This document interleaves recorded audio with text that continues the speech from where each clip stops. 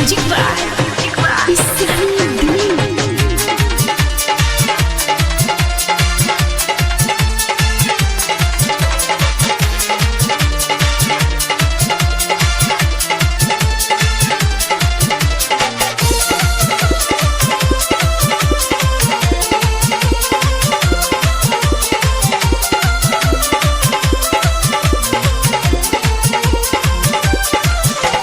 जानकी के सुधी जो लियती श्री राम जी के काम आई थी।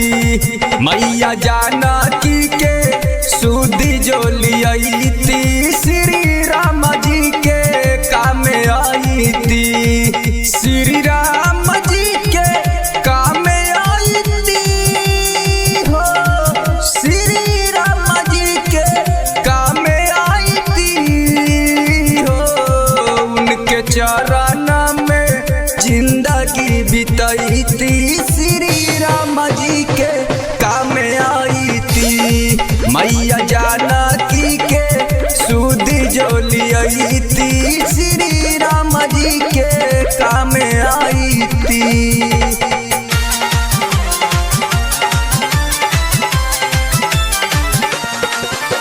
Goswami digital recording studio Sheohar.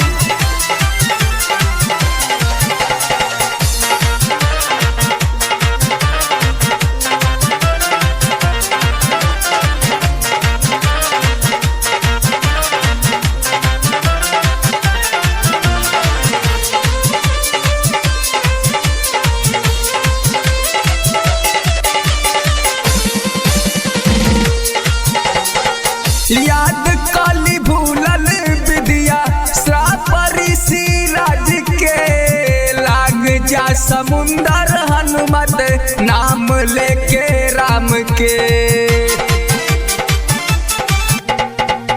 याद काली भूलल विद्या श्राप ऋषि राज के लाग जा समुंदर हनुमत नाम लेके राम के।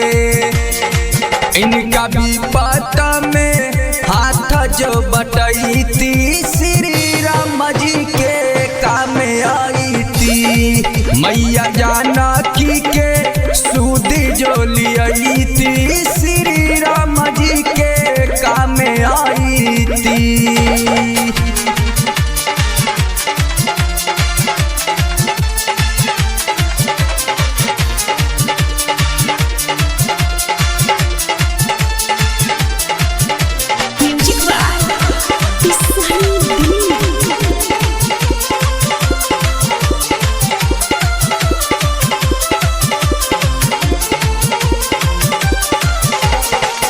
वीरों में वीर रहुए हाई बलमान जी, बचपन में कैले रही सूरज जला पान जी।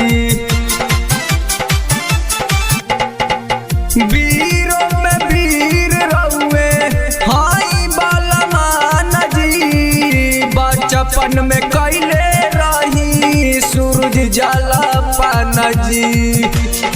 दीपक देले बारन पाचारा बनाई श्री राम जी के काम आई थी। मैया जानकी के सुधी जो लियती श्री राम जी के काम आई थी। Goswami digital recording studio Sheohar.